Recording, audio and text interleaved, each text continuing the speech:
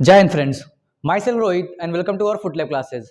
आज के इस लेक्चर में हम लोग पढ़ेंगे क्लोनिंग वेक्टर्स के बारे में, जो एक बायोटेक का बहुत ही इंपॉर्टेंट और बहुत ज़्यादा कॉन्सेप्चुअल टॉपिक है, क्योंकि ज़्यादा ये बच्चों को इजीली समझ में नहीं आता है। तो इस टॉपिक को हम लोग इजी वे में इसको स्टार्ट करेंगे और बेसिक तरीके से स्टार्ट करते हुए हम लोग इसके पूरे कंसेप्ट को अच्छे से क्या करेंगे, इसको समझेंगे। तो आइए स्टार्ट करते हैं, क्लोनिंग वेक्टर्स होता क्या है। तो सबसे पहले हम लोग स्टार्ट करते हैं कि क्लोनिंग वेक्टर होता क्या है या वेक्टर क्या है। तो इसको आइए स्टार्ट करते हैं। देखिए, सबसे पहले क्लोनिंग वेक्टर या प्लाज्मिड, इसको भी हम लोग बोल सकते हैं। क्या बोल सकते हैं? प्लाज्मिड। एनसीईआरटी के बुक में कुछ इस तरह का डायग्राम दिखाया हुआ है, जिसको लिखा है इकोलाई क्लोनिंग वेक्टर PVR322 लिखा हुआ है।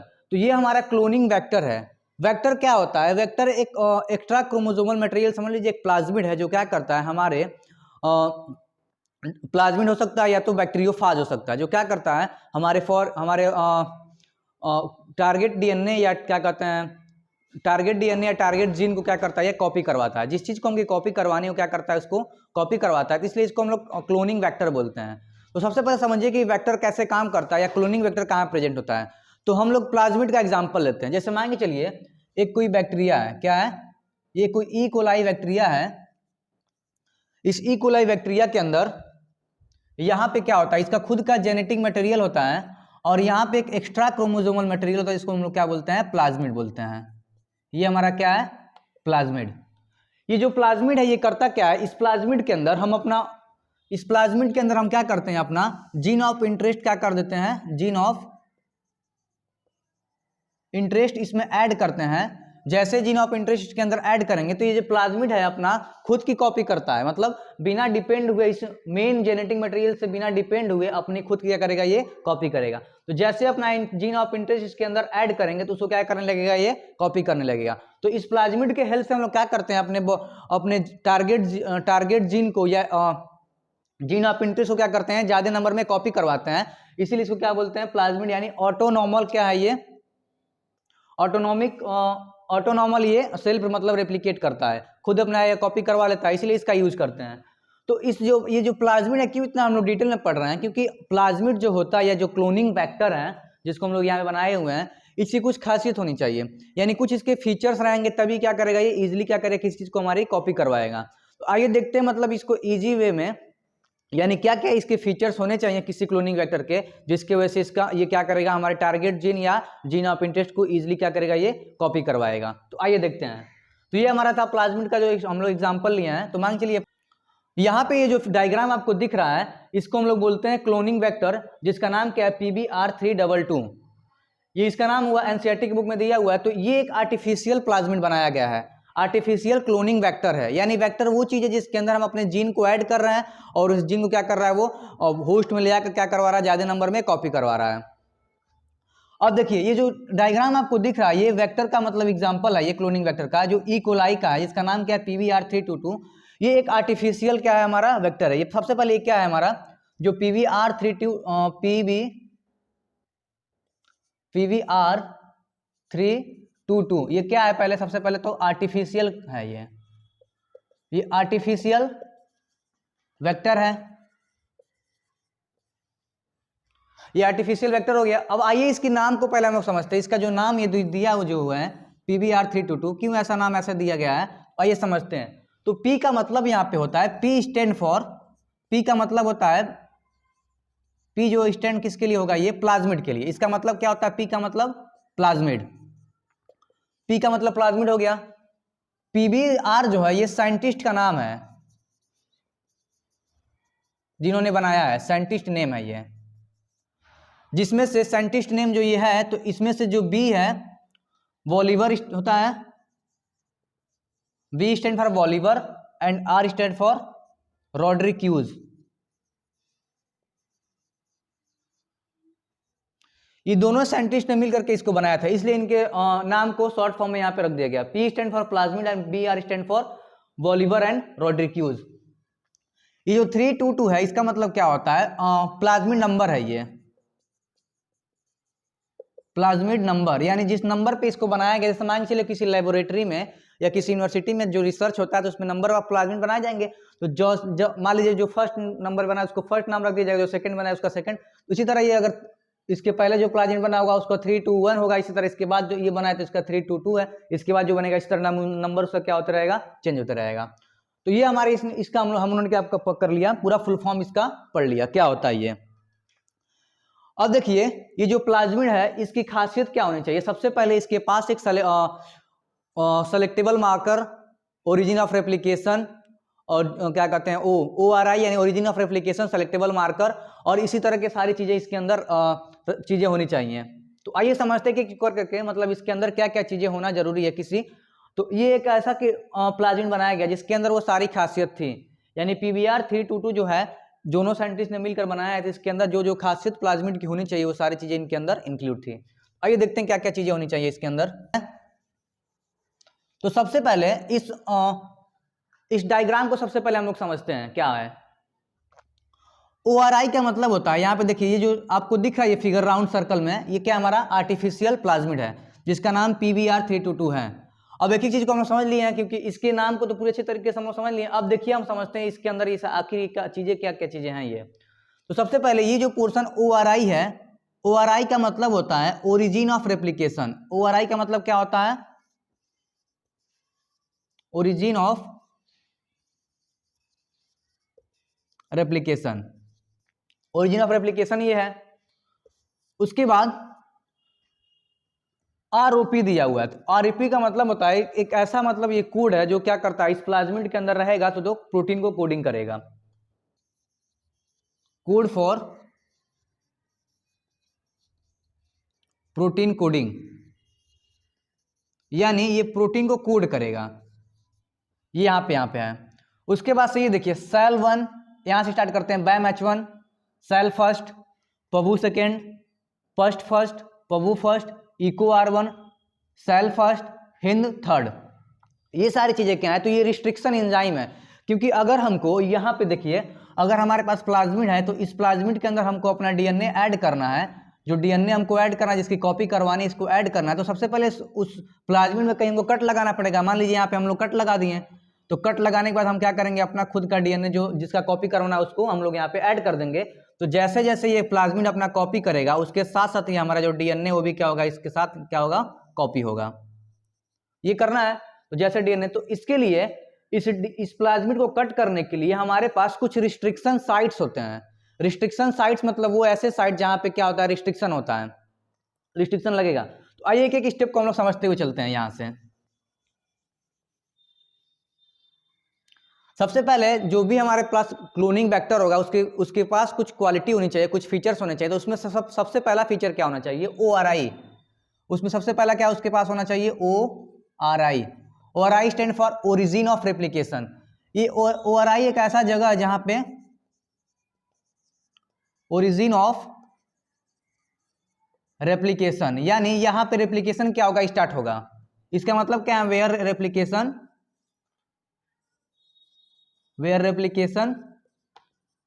स्टार्ट, जहां पे रेप्लिकेशन स्टार्ट होगा उस जगह को बोलते हैं ORI, यानी यहीं से हमारे जीन का रेप्लिकेशन होना स्टार्ट हो जाएगा। तो देखिए यहाँ पे ये वाला जो पोर्शन था, ये जो दिख रहा है ऐसे, ये वाला जो पोर्शन ये क्या हमारा ORI है। इस प्लाज्मिड के अंदर का ORI जहां से रेप्लिकेशन क्या हो जाएगा, स्टार्ट हो जाएगा, यानी कॉपी होना क्या हो जाएगा, स्टार्ट। पहला पॉइंट ये हो गया। उसके बाद से इसके पास दूसरी चीज क्या होनी चाहिए, ORI तो उसके साथ इसके पास क्या होना चाहिए, रिस्ट्रिक्शन साइट होना चाहिए, रिस्ट्रिक्शन साइट। अब ये रिस्ट्रिक्शन साइट क्या होता है, रिस्ट्रिक्शन साइट एक ऐसा प्लेस होता है जहां पे हम कट लगा करके अपना फॉरेन DNA या अपना जीन ऑफ इंटरेस्ट या अपना टारगेट जीन को क्या करेंगे, वहां पे ऐड करेंगे। तो जब पहले किसी चीज को कट करेंगे तभी वहां पे जाके क्या करेंगे, अपना जो टारगेट जीन है उसको क्या करेंगे, ऐड करेंगे। तो रिस्ट्रिक्शन साइट का मतलब होता है जहां पे हमको कट लगाना है। तो रिस्ट्रिक्शन साइट को कट करने के लिए हमको स्पेशल टाइप की एंजाइम चाहिए होती है। तो अब देखिए जो रिस्ट्रिक्शन साइट है वहां पे क्या होता है, रिस्ट्रिक्शन का साइट का मतलब क्या होता है, देख लीजिए, समझ लीजिए। मैं मान लीजिए यहाँ पे ये प्लाज्मिड है, अब इस जगह पे हम क्या कर रहे हैं, कट लगा रहे हैं, इस जगह पे हम क्या लगा रहे हैं, यहाँ पे कट लगा रहे हैं, तो इसी को बोलते हैं हम लोग रिस्ट्रिक्शन साइट, रिस्ट्रिक्शन साइट। अब प्लाज्मिड को कट करना ऐसा तो है नहीं कि सीजर से जाके कट कर देंगे। प्लाज्मिड को कट करने के लिए हमको रिस्ट्रिक्शन एंजाइम की रिक्वायरमेंट होती है। तो कौन से रिस्ट्रिक्शन एंजाइम चाहिए हमको, कौन सी जगह पे कट लगाने के लिए, तो हर एक जो प्लाज्मिड होता है उसके हर एक सेगमेंट्स में अलग अलग टाइप के रिस्ट्रिक्शन साइट्स होते हैं। तो जिस रिस्ट्रिक्शन साइट पे हमको कट लगाना है उस टाइप का हमको रिस्ट्रिक्शन एंजाइम की रिक्वायरमेंट होती है। तो देखिए यहाँ पे रिस्ट्रिक्शन साइट्स को हम लोग दिखा दे रहे हैं स्टार से। जहाँ पे स्टार है समझ लीजिए वो क्या हमारा रिस्ट्रिक्शन साइट है। तो आइए इस स्टार को बना के दिखाते हैं। तो ये हमारा बैम H1 है। ये जो बैम H1 है ये एक रिस्ट्रिक्शन साइट हो गया। उसके बाद से सेल 1 हो गया रिस्ट्रिक्शन साइट। पबू सेकेंड ये एक रिस्ट्रिक्शन साइट हो गया। फर्स्ट ये एक रिस्ट्रिक्शन साइट हो गया। पबू फर्स्ट ये एक रिस्ट्रिक्शन साइट हो गया। इको R1 ये एक रिस्ट्रिक्शन साइट हो गया। क्ला 1 ये एक रिस्ट्रिक्शन साइट हो गया और हिंद थर्ड ये क्या हो गया हमारा एक रिस्ट्रिक्शन साइट हो गया। तो इस स्टार से हम लोग डिनोट कर दिए हैं डिनोट कर दिए सॉरी कि ये हमारे क्या है सारे रिस्ट्रिक्शन साइट्स हैं। इस रिस्ट्रिक्शन साइट्स पे हम इसके ये वाला इस टाइप का हम क्या करेंगे और रिस्ट्रिक्शन एंजाइम ऐड करेंगे तो क्या करेगा जैसे जाकर के यहाँ पे कट करेगा। जैसे मान के चलिए अगर एग्जांपल लिया जाए इको R1 टाइप का हम लोग क्या कर रहे हैं रिस्ट्रिक्शन एंजाइम डाल दिए तो क्या करेगा जाकर के वो रिस्ट्रिक्शन एंजाइम ठीक यहाँ पे जाकर क्या करेगा इसके पास जाकर के कट लगाएगा। यानी इस पोर्शन जैसे मान के चलिए अब यहाँ पे ध्यान समझिए यहाँ पे कोई हम लोग ट्यूब लिए हुए हैं इसके अंदर हम क्या कर रहे हैं प्लाज्मिड कई सारे इसके अंदर हैं। अब इस प्लाज्मिड के अंदर हम क्या डालना है कौन सी रिस्ट्रिक्शन एंजाइम डालना है इको R1।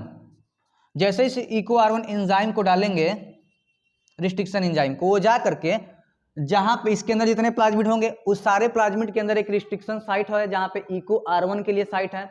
तो जैसे इको R1 वाला एंजाइम इसके अंदर डालेंगे तो जा करके वो क्या करेगा जहां पे इको R1 वाला जगह है वहां पे क्या करेगा ये कट लगा देगा। तो मान के चलिए यहाँ से यहाँ कट कर देगा यहाँ से यहाँ कट कर देगा यहाँ से यहाँ सपोज करिए कि यहाँ पे हम लोग डाले हैं तो आकर क्या कर रहा है जहाँ पे इको R1 का रिस्ट्रिक्शन साइट ये हमारा है तो यहाँ पे क्या कर देगा वो कट लगा देगा।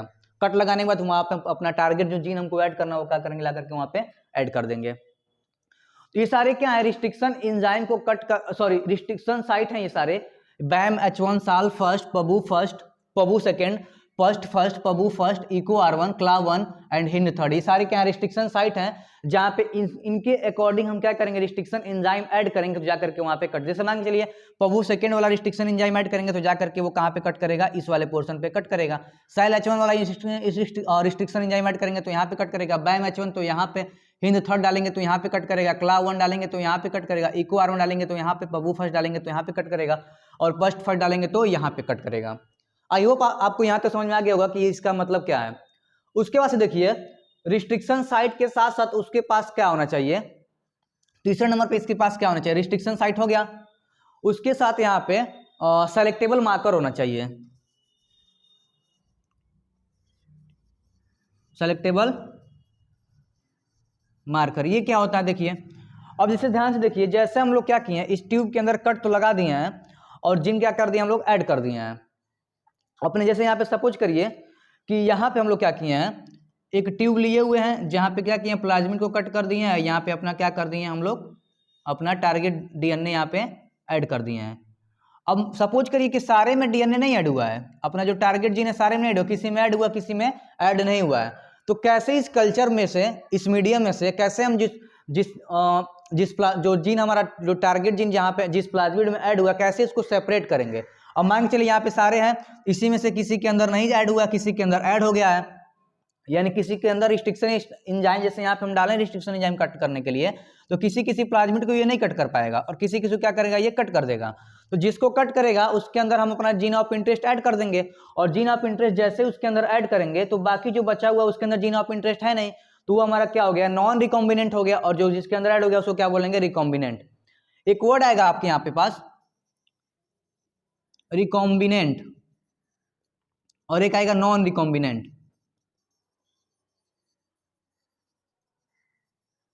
नॉन रिकॉम्बिनेंट तो मान के चलिए जिसके अंदर हमारा जाके रिस्ट्रिक्शन एंजाइम कट किया है और वहां पे हमारा जीन ऑफ इंटरेस्ट ऐड हुआ है वो हमारा हो गया रिकॉम्बिनेंट और जिसके अंदर ये प्रोसेस नहीं हुआ उसको क्या बोलेंगे non recombinant.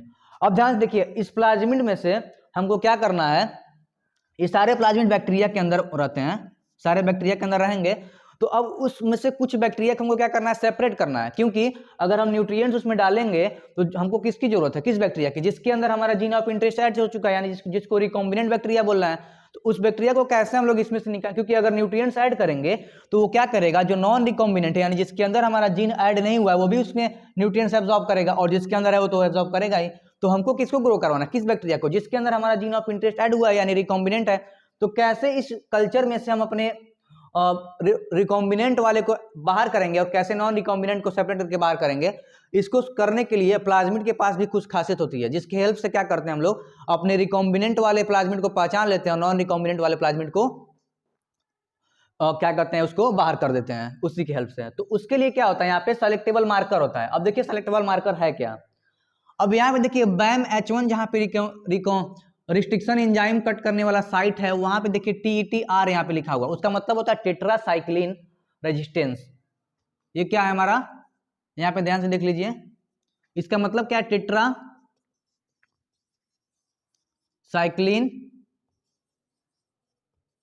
Resistance. Tetracycline resistance का मतलब होता है ये टेट्रासाइक्लिन अगर एंटीबॉडी इसके अंदर आएगा, अगर टेट्रासाइक्लिन वाला एंटीबॉडी हम इसके अंदर डालेंगे तो इस बैक्टीरिया के ऊपर कोई असर नहीं होगा, यानी इस प्लाज्मिड के ऊपर। ये बैक्टीरिया किसके अंदर होती है, सॉरी ये प्लाज्मिड किसके अंदर रहेगा, बैक्टीरिया के अंदर। तो ये अगर टेट्रासाइक्लिन डालेंगे उसमें एंटीबायोटिक्स, तो क्या करेगा, इसको कुछ नुकसान नहीं पहुंचा पाएगा, क्योंकि यहाँ पे इसके पास क्या है, टेट्रासाइक्लिन रेजिस्टेंस वाला यहाँ पे एक जीन है जो क्या करेगा, इसको बचा लेगा उस एंटीबायोटिक से। उसका ध्यान देखिए, यहाँ पे AMPR है, इसका मतलब क्या होता है, एम्पीसिलिन रेजिस्टेंस, एम्पीसिलिन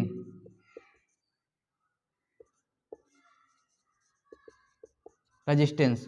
यानी यहाँ पे अगर इसके अंदर हम लोग क्या डाल रहे हैं, एम्फिसिलिन वाला एंटीबायोटिक डालेंगे, तभी भी इस प्लाज्मिड को कुछ इफेक्ट नहीं पड़े, क्योंकि इसके पास क्या है, एम्फिसिलिन रेजिस्टेंस वाला जीन है। तो इसी के बेसिस पे हम क्या करते हैं, उसके अंदर से अपना रिकॉम्बिनेंट और नॉन रिकॉम्बिनेंट क्या करते हैं, सेपरेट करते हैं। आइए इसको ध्यान समझते हैं कैसे हम लोग सेपरेट करते हैं।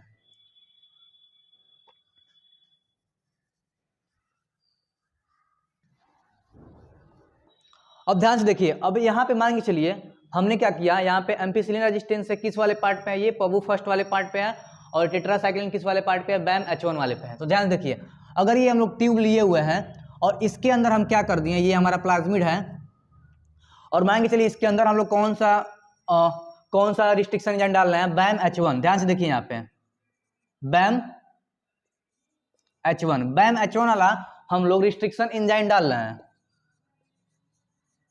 जैसे बैम H1 वाला जाएगा तो क्या करेगा, बैम H1 ध्यान देखिए इस फिगर में कुछ यहाँ पे है ये, तो इस वाले पोर्शन क्या करेगा, कट करके क्या कर देगा, वो निकाल देगा। तो मान के चलिए यहाँ से ये वाला पोर्शन क्या हो गया, कट करके निकल गया, क्योंकि इसके अंदर हम लोग रिस्ट्रिक्शन एंजाइम कौन सा डाले हैं, बैम H1 वाला डाले हैं, रिकॉग्निशन साइट वाले पे। तो क्या करेगा, बैम H1 वाला साइट पे जाकर कट लगा देगा। ध्यान से देखिए, जैसे बैम H1 वाला साइट यहाँ पे कट होकर बाहर निकलेगा, तो उसी वाले पोर्शन में तो टेट्रासाइक्लिन रेजिस्टेंस वाला भी जीन था, तो वो भी जीन क्या हो गया, बाहर आ गया। यानी अब ये जो प्लाज्मिड है इसके पास टेट्रासाइक्लिन जीन वाला रेजिस्टेंस वाला टेट्रासाइक्लिन रेजिस्टेंस वाला जीन यहाँ से क्या हो गया, खत्म हो चुका है, यानी खत्म हो गया। और यहाँ पे क्या क्या ऐड हो चुका है हमारा, जीन ऑफ इंटरेस्ट, यानी यहाँ पे हमारा DNA आ चुका है, ऐड हो चुका है जीन ऑफ इंटरेस्ट, यानी जीन DNA हमारा क्या हो चुका है, करके ऐड हो चुका है। अब इससे हुआ क्या है, जैसे हम लोग बैम H1 वाला रिस्ट्रिक्शन एंजाइम यहाँ पे डाले हैं, तो क्या किया, इस पोर्शन को कट कर दिया और वहां पे ले आकर के इस पोर्शन के पास क्या ऐड कर दिया, क्या जोड़ दिया है, हमारा जीन ऑफ इंटरेस्ट जोड़ दिया है। तो जैसे जोड़ा है तो यहाँ पे कट होने की वजह से टेट्रासाइक्लिन रेजिस्टेंस वाला जीन भी क्या हो चुका है, हट चुका है। अब देखिए कैसे इसको सेपरेट करेंगे हम लोग। अब मान के चलिए ध्यान से देखिए, यहाँ पे ट्यूब है, इसके अंदर हम लोग क्या ऐड कर दिए हैं, अपना जीन ऑफ इंटरेस्ट ऐड कर, रिकॉम्बिनेंट है, कोई नॉन रिकॉम्बिनेंट है, कोई रिकॉम्बिनेंट है, कोई नॉन रिकॉम्बिनेंट है। अब देखिए जिसके अंदर रिस्ट्रिक्शन एंजाइम कट लगाया है बैम H1 वाला, उसके पास से टेट्रासाइक्लिन रेजिस्टेंस वाला जीन क्या हो चुका है, उस प्लाज्मिड से हट चुका है। तो इसके अंदर से प्लाज्मिड हट चुका है, वो वाला जीन हट चुका है प्लाज्मिड से। अब ध्यान देखिए, ये वाला जो पोर्शन यहाँ पे वो वाला जीन नहीं है, ये वाला भी वहाँ पोर्शन जहाँ पे टेट्रासाइक्लिन रेजिस्टेंस वाला जीन नहीं है, ये भी जिसके पास जीन नहीं है, लेकिन ये वाला जो है इसके पास जीन है, क्योंकि यहाँ पे कट लगा ही नहीं है, क्योंकि सारे पे वर्क नहीं कर पाता है। यहाँ पे मान चलिए यहाँ पे भी कट नहीं लगा है और यहाँ पे कट लग चुका है। अब इनको हमको सेपरेट करना है, क्योंकि ये दिखते तो है नहीं, क्योंकि बैक्टीरिया के अंदर होंगे, इतने छोटे होंगे, कॉलोनी उनका होगा, कई सारे उसमें मिक्स होंगे। कुछ बैक्टीरिया के अंदर से प्लाज्मिड वाला जो प्लाज्मिड उसमें से टेट्रासाइक्लिन रेजिस्टेंस वाला जीन हट चुका है और उसके पास जीन ऑफ इंटरेस्ट ऐड हो चुका है, और किसी के पास क्या है, नहीं है। अब हम लोग करते क्या है, यहाँ इसको दो मीडियम लेंगे, इन सारे को ला करके इसमें डाल देंगे। हम दो मतलब प्लाज्मिड लेकर के समझ रहे हैं। तो मान के चलिए रिकॉम्बिनेंट है और ये क्या है, नॉन रिकॉम्बिनेंट। ये रिकॉम्बिनेंट है और ये क्या है, नॉन रिकॉम्बिनेंट, क्योंकि इसके अंदर क्या नहीं हुआ है, कट नहीं लगा है और हमारा जीन ऑफ इंटरेस्ट ऐड नहीं हुआ है। अब इसके अंदर हम लोग क्या डालेंगे, एम्फिसिलिन डालेंगे। एम्फिसिलिन, एम्फिसिलिन क्या है, एक एंटीबायोटिक है, एंटीबायोटिक है, और ये एक इसके अंदर है, बैक्टीरिया के अंदर मान चलिए है ये प्लाज्मिड। जैसे ये एम्फिसिलिन एंटीबायोटिक डालेंगे तो देखेंगे उसके पास से जो हम कट लगाए तो कौन सा वाला टेट्रासाइक्लिन रेजिस्टेंस वाला जीन हमारा हटा है। तो यानी इसके पास भी एम्फिसिलिन रेजिस्टेंस वाला जीन है यहाँ पे जो रिकॉम्बिनेंट है, और इसके पास भी यहाँ पे एम्फिसिलिन रेजिस्टेंस वाला जीन है। यानी दोनों जो प्लाज्मिड दोनों के पास एम्फिसिलिन रेजिस्टेंस वाला जीन यहाँ पे प्रेजेंट है। तो क्या करेगा, एम्फिसिलिन एंटीबायोटिक से दोनों क्या कर लेगा, बचा लेगा, दोनों यहाँ पे बच जाएंगे। लेकिन जैसे इन दोनों को फिर से यहाँ पे डाला जाएगा इस वाले मीडियम में, जहाँ पे ये प्लाज्मिड जो हमारा है जिसके अंदर रिकॉम्बिनेंट हमारा क्या कहते हैं, जीन ऑफ इंटरेस्ट ऐड है, और यहाँ पे जिसके अंदर कुछ भी ऐड नहीं है, तो ये हमारा रिकॉम्बिनेंट हो गया, ये हमारा क्या हो गया, नॉन रिकॉम्बिनेंट हो गया। अब इसके अंदर हम कौन सा एंटीबायोटिक डालेंगे, ध्यान से देखिए। अब इसके अंदर हम डालेंगे टेट्रासाइक्लिन। टेट्रासाइक्लिन की वजह से क्या होगा कि अब देखिए टेट्रासाइक्लिन यहाँ से तो हट चुका है, क्योंकि बैम H1 रिस्ट्रिक्शन एंजाइम डाल करके हम लोग यहाँ पे कट लगाए थे, तो यहाँ से हट चुका है।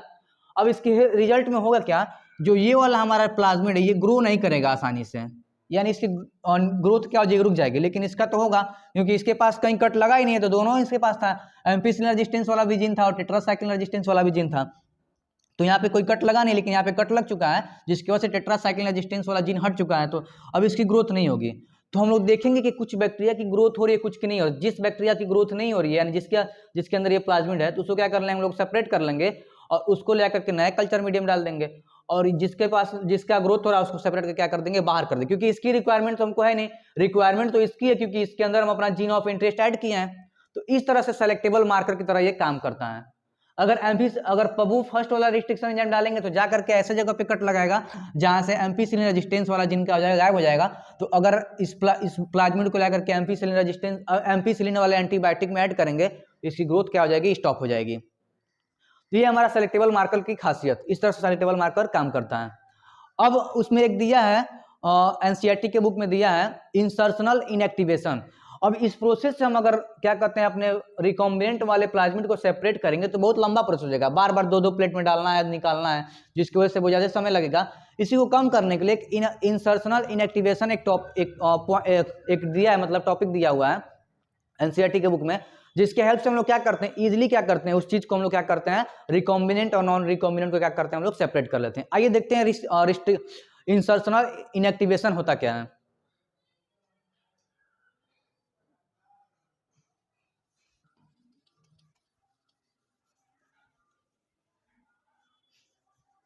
अब आ जाइए इंसर्शनल इनएक्टिवेशन।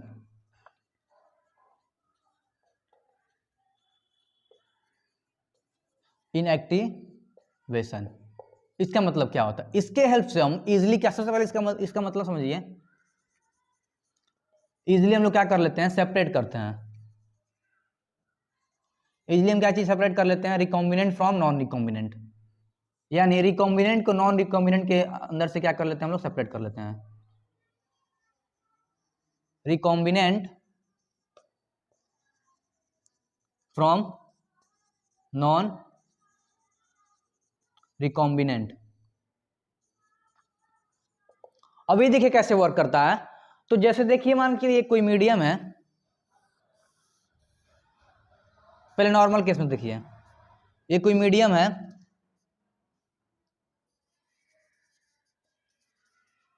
जिसको हम लोग नॉर्मली ले रहे हैं, नॉर्मल मीडियम। इसमें क्या करेंगे हम लोग, इसी में किसी मान लीजिए यहाँ पे क्या है, हमारे पास प्लाज्मिड है सारे। तो प्लाज्मिड में किसी साइट पे क्या होता है, उतना डिटेल में एनसीईआरटी बुक में भी नहीं दिया है। किसी साइट पे क्या होता है, एक ऐसा जीन होता है जो क्या बनाता है, बीटा गैलेक्टोसिडेज एंजाइम। जैसे मान लीजिए इस सारे प्लाज्मिड के पास कुछ जीन है जो क्या बनाते हैं, बीटा गैलेक्टोसिडेज। ये क्या एंजाइम है, ये एंजाइम किसके ऊपर वर्क करती है, तो गैलेक्टोज के ऊपर काम करती है। गैलेक्टोज के ऊपर काम करती है। जैसे काम करेगी तो अगर मान के चलिए इसके अंदर हम लोग सबस्ट्रेट ऐड किए हैं गैलेक्टोज, सारे के अंदर क्या इस मीडियम क्या ऐड किए हैं, ये स्टार जो दिखा रहे हैं हम लोग गैलेक्टोज ऐड किए हैं। तो ये जो प्लाज्मिड के पास जो जीन है वो क्या करेगा, गैलेक्टोज को डाइजेस्ट करेगा, मतलब और इसके ऊपर वो कैटालाइज करेगा, तो इस मीडियम को किस में कन्वर्ट कर देगा, ब्लू कलर में। इस पूरे मीडियम को किस में कन्वर्ट कर देगा, ब्लू कलर में क्या कर देगा, इसको कन्वर्ट कर देगा। ये ब्लू कलर में इस मीडियम को कन्वर्ट कर देगा, जिसकी वजह से ये पूरा कॉलोनी बैक्टीरिया का ब्लू कलर में दिखेगा। लेकिन जैसे हम लोग कोई अपना जीन ऑफ इंटरेस्ट इसके अंदर ऐड करते हैं कहीं भी, तो मान के चलिए किसी ऐसे पोर्शन, मान लीजिए यहाँ पे हम लोग अपना जीन ऑफ इंटरेस्ट ऐड कर दिए, तो यहाँ पे मान लीजिए सेल 1 के हेल्प से क्या किया, रिस्ट्रिक्शन एंजाइम के हेल्प से यहाँ पे हम कट लगा दिए हैं, और कट लगाने के बाद क्या किया, अपना जीन ऑफ इंटरेस्ट यहाँ पे ऐड किया है। जीन ऑफ इंटरेस्ट ऐड करने की वजह से यहाँ पे जो है, जो जीन है कौन सा, जो जीन क्या बनाता है, बीटा गैलेक्टोज एंजाइम बनाता है, वो क्या हो चुका है, यहाँ से खत्म हो चुका है। जैसे यहाँ से वो जीन खत्म हो जाएगा, तो अब देखिए क्या होता है, नॉर्मल केस था, यहाँ पे देखिए अब क्या होता है। अब मान लीजिए जो मीडियम है जिसके अंदर ये सारे क्या है हमारे पास प्लाज्मिड, जिसके अंदर हम लोग क्या अपना ऐड किए हुए हैं, restriction sorry gene of interest इसके अंदर ऐड किए हुए हैं। जीन ऑफ इंटरेस्ट ऐड करने की वजह से सेल 1 की वजह से, सेल 1 रिस्ट्रिक्शन एंजाइम इसके ऊपर जाके वर्क किया है, तो जीन ऑफ इंटरेस्ट ऐड करने की वजह से ये बीटा गैलेक्टोसिडेज जो एंजाइम बनाता है वो क्या हो चुका है, यहाँ से वो जीन क्या हो चुका है, खत्म हो चुका है। ये वाला जीन यहाँ से खत्म हो गया है। जैसे ये जीन यहाँ से खत्म हो गया है, तो अब इसके अंदर क्या है, सारे मीडियम के अंदर गैलेक्टोज इसके मीडियम के अंदर सारे हैं। तो जैसे जब यहाँ पे जीन और इंटरेस्ट आप अपना ऐड किए हैं, तो उसकी वजह से यहाँ पे जो बीटा गैलेक्टोसिडेज एंजाइम बनाता है वो वाला जीन खत्म हो चुका है। तो अब ये क्या करेगा, सबस्ट्रेट को ब्लू कलर में चेंज नहीं कर पाएगा। तो यहाँ पे जो सबस्ट्रेट है ब्लू कलर में चेंज नहीं होगा। तो अगर ब्लू कलर में नहीं चेंज होगा, तो अगर उस, अब ध्यान से देखिए, यहाँ पे ब्लू कलर में नहीं चेंज कर पाएगा। तो अब कैसे हम लोग सेपरेट करते हैं, देखिए अब यहाँ पे मान लीजिए मीडियम है जिसके अंदर हम लोग सबस्ट्रेट क्या ऐड किए हुए हैं, गैलेक्टोज यहाँ पे ऐड किए हुए हैं। तो इसी में हमारे पास कोई प्लाज्मिड रिकॉम्बिनेंट वाला है, कोई कौन सा वाला है, नॉन रिकॉम्बिनेंट वाला है। तो रिकॉम्बिनेंट वाला जो प्लाज्मिड होगा वो क्या करेगा, इसके ऊपर काम नहीं कर पाएगा, तो इसकी एक अलग कॉलोनी बन जाएगी। तो ये व्हाइट कॉलोनी इधर मान लीजिए, इधर कहीं व्हाइट कॉलोनी बना लिया अपना व्हाइट, और जिसके ऊपर जो जिस प्लाज्मिड के अंदर हम लोग अपना जीन ऑफ इंटरेस्ट ऐड नहीं किए हैं, तो उसके पास ये जीन जो बीटा गैलेक्टोसिडेज बनाता है उसके पास प्रेजेंट है, तो ये इसके ऊपर वर्क करके क्या कर लेगा, अपना ये ब्लू कॉलोनी बना लेगा, ब्लू कॉलोनी यहाँ बना लेगा। तो हम लोग इजीली क्या करेंगे, व्हाइट कॉलोनी को सेपरेट कर लेंगे जो हमारा क्या है, रिकॉम्बिनेंट है, और ब्लू कॉलोनी क्या कर देंगे, बाहर कर देंगे जो हमारा क्या है, नॉन रिकॉम्बिनेंट है। इस तरह से जो क्लोनिंग वेक्टर जो है इस तरह से काम करता है। इसका मेन पॉइंट्स ये है कि इसके सारे जो नाम है उसको याद करना पड़ता है। ये फिर से देख लीजिए, BAM-H1 है जो क्या करता है, रिस्ट्रिक्शन एंजाइम से कट यहाँ पे लगेगा, जो टेट्रासाइक्लिन यहाँ पे है रेजिस्टेंस वाला, यहाँ पे सेल फर्स्ट है, उसके बाद से यहाँ पे पबू सेकेंड है, फर्स्ट है, पबू फर्स्ट है, इको R1 क्लाव फर्स्ट और पिन थर्ड। ये सारे रिकॉग्निशन साइट हैं जहाँ पे रिस्ट्रिक्शन एंजाइम जाके काम करता है, वहाँ पे कट लगाता है। और ये हमारे टेट्रासाइक्लिन रेजिस्टेंस वाला जीन इसी के पास है, और यहाँ पे एम्पिसिलिन रेजिस्टेंस जीन है। PBr322 का फुल फॉर्म बता दिए, P का मतलब प्लाज्मिड और BR का मतलब क्या, दोनों साइंटिस्ट का नाम है, बॉलिवर और रोडिक्यूज का, और 322 क्या है उसका नंबर है। बाकी यहाँ पे ROP जो है ये कोड करता है प्रोटीन, और ORI जो है इसको क्या बोलते हैं, ओरिजिन ऑफ रेप्लिकेशन, जहाँ से रेप्लिकेशन क्या होगा, स्टार्ट होगा। ये था हमारा पूरा कंप्लीट जो कंसेप्ट था क्लोनिंग वेक्टर्स के ऊपर। आई होप ये लेक्चर आपको समझ में आया होगा, और अगर ये लेक्चर समझ में आया तो प्लीज़ को लाइक, सब्सक्राइब और शेयर जरूर करें। Thank you.